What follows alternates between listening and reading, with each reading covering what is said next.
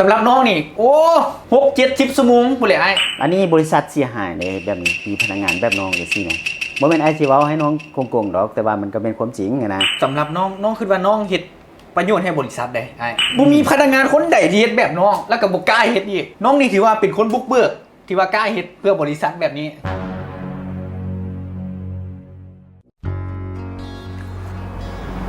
ป้า9 โมงยังละยังบ่มาเวียกปานนี้ก็ตายเบิ่งสิบอกไอ้น้อยก่อนสองโดยคันเห็นตายมาแล้วบอกเอื้อยได้เด้อโดยเดี๋ยวบอกแล้วให้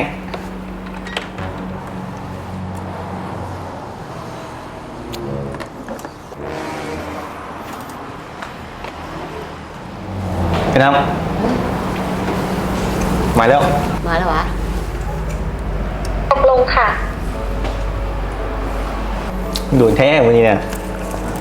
โดนแท้น้องขึ้นไปหาหัวหน้าเดี๋ยวอยู่ชั้น2เรามีเวียกสิลมน้ำน้องแบบดีเขานะไอ้ยักลมมันสิตายไอ้มาเบิ่งกันนะน้ำเรารายงานมานี่นะน้องมาซาตลอดเลยอันเฮ็ดเวียก5 มื้อนะน้องมาซาอยู่ประมาณ7 มื้อไอ้มาไล่รวมแล้วโอ้มันบ่โอเคเบิ่งพนักงานคนอื่นก็เจ้าก็เฮ็ดเวียกเนาะอันนี้บริษัทเสียหายเลยแบบนี้มีพนักงานแบบน้องจังซี่นะบ่แม่นไอ้สิเว้าให้น้องโกงๆดอกแต่ว่ามันก็เป็นความจริงนะ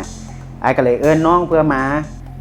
ปรับปรุงแนวใดมันสิดีขึ้นเนาะไอ้ก็ฮักแพงพวกน้องน่ะเป็นน้องคือจังน้องในครอบครัวแท้ๆนะก็สิว่าน้องมีความคิดความเห็นแนวใดน้องคิดว่าสำหรับน้องคิดว่าน้องเฮ็ดประโยชน์ให้บริษัทได้ว่าไปไอ้ลองคิดเบิ่งเด้อ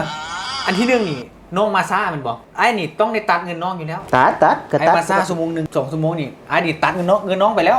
ไล่ทิ่มน้ำนี่500,000ตัวเดือนแสดงว่าไอ้นี่ลดค่าใช้จ่ายแล้วนี่นะ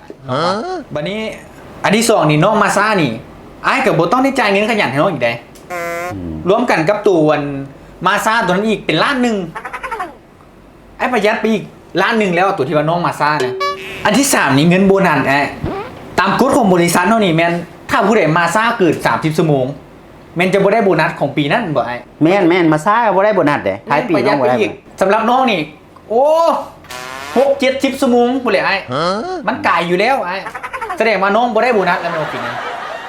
แสดงว่าน้องนี่ประหยัดเงินโบนัสให้บริษัทอีกสมมุติว่าเงินเดือน4 ล้านบ่ไอ้น้องก็ประหยัดให้บริษัท4 ล้านบวกกับเงินที่ว่าน้องมาซ่าเดือนละล้านปีนึงกับ12 เดือนกับ12 ล้านบวกโบนัสอีกเป็น4 ล้านพอดีเป็น16 ล้านไอ้ลงขึ้นเบิ้งน้องเฮ็ดเพื่อบริษัทจังได๋เงิน16 ล้านเนี่ยไอ้เอาไปลงทุนไปธุรกิจต่อยอดได้อีกโอ้การที่น้องมาซ่าซื่อๆเนาะมันเฮ็ดให้บริษัทได้ทุนคืนเนาะได้ทุนคืนบ่ไอ้ล่ะไอ้ลองขึ้นเบิ้งดีๆแม่ไอ้บ่มีพนักงานคนใดที่เฮ็ดแบบน้องแล้วก็บ่กล้าเฮ็ดอีก